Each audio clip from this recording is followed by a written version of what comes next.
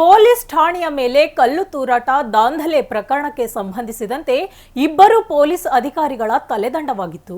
ಆದರೆ ಇದೀಗ ಮತ್ತೊಬ್ಬ ಅಧಿಕಾರಿಯ ತಲೆದಂಡವಾಗಿದ್ದು ಸಾರ್ವಜನಿಕ ವಲಯದಲ್ಲಿ ಆಕ್ರೋಶ ವ್ಯಕ್ತವಾಗಿದೆ. ಈ ಕುರಿತು ವರದಿ ಇಲ್ಲಿದೆ. ಪೊಲೀಸ್ ವಶದಲ್ಲಿದ್ದ ವ್ಯಕ್ತಿ ಸಾವು ಪ್ರಕರಣ, ಮೂವರು ಪೊಲೀಸ್ ಅಧಿಕಾರಿಗಳ ತಲೆದಂಡ. ಪ್ರಕರಣ ಸಂಬಂಧ 28 ಮಂದಿ ಬಂಧನ. ವಿಚಾರಣೆಗೆಂದು ಪೊಲೀಸ್ ಠಾಣೆಗೆ ಕರೆದುಕೊಂಡು ಬಂದಿದ್ದ ಆದಿಲ್ ಎಂಬ ವ್ಯಕ್ತಿ ಕುಸಿದು ಬಿದ್ದು ಸಾವನ್ನಪ್ಪಿದ್ದರಿಂದ ಉದ್ರಿಕ್ತರ ಗುಂಪು ಪೊಲೀಸ್ ಠಾಣೆಯ ಮೇಲೆ ಕಲ್ಲು ತೂರಾಟ ನಡೆಸಿ ದಾಂಧಲೆ ನಡೆಸಿತ್ತು.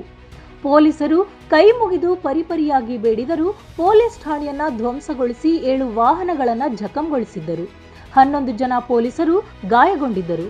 ಪೊಲೀಸರ ಕರ್ತವ್ಯ ಲೋಪವೇ ಈ ಘಟನೆಗೆ ಕಾರಣ ಎಂದು ಡಿವೈಎಸ್ಪಿ ಪ್ರಶಾಂತ್ ಮುನೊಳ್ಳಿ, ಸಿಪಿಐ ನಿರಂಜನ್ ಅವರನ್ನ ಅಮಾನತು ಮಾಡಲಾಗಿತ್ತು. ಸೋಮವಾರ ಪೊಲೀಸ್ ಸಬ್ ಇನ್ಸ್ಪೆಕ್ಟರ್ ಹಾರೂರ್ ಅಖ್ತರ್ ಅವರನ್ನ ಅಮಾನತು ಮಾಡಲಾಗಿದ್ದು ಪ್ರಕರಣ ಸಂಬಂಧ ಒಟ್ಟು 3 ಜನ ಅಧಿಕಾರಿಗಳ ತಲೆದಂಡವಾಗಿದೆ.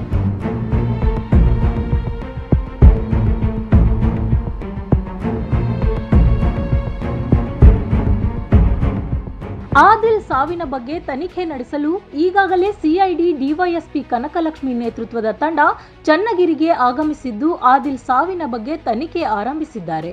ಇನ್ನು ದಾಂಧಲೆ ಪ್ರಕರಣವನ್ನ ಪೊಲೀಸರು ತನಿಖೆ ಮಾಡುತ್ತಿದ್ದು ದಾಂಧಲೆ ಪ್ರಕರಣಕ್ಕೆ ಸಂಬಂಧಿಸಿದಂತೆ 13 ತಂಡಗಳನ್ನು ರಚಿಸಿಕೊಂಡು ಕಾರ್ಯಾಚರಣೆಗೆ ಇಳಿದ ಪೊಲೀಸರು ಇದುವರೆಗೂ 28 ಜನರನ್ನ ಬಂಧಿಸಿದ್ದು ಆರೋಪಿಗಳಿಗಾಗಿ ತೀವ್ರ ಹುಡುಕಾಟ ನಡೆಸುತ್ತಿದ್ದಾರೆ.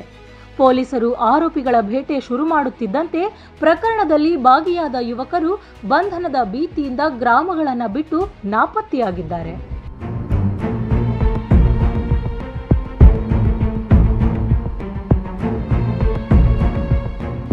ಒಟ್ಟಿನಲ್ಲಿ ಪ್ರಕರಣ ಸಂಬಂಧ 3 ಜನ ಅಧಿಕಾರಿಗಳ ತಲೆದಂಡವಾಗಿದ್ದು ಪ್ರಕರಣಕ್ಕೆ ಸಂಬಂಧಿಸಿದಂತೆ ಆರೋಪಿಗಳ ಸಂಖ್ಯೆ ಮತ್ತಷ್ಟು ಹೆಚ್ಚಾಗುವ ಸಾಧ್ಯತೆ ಇದೆ.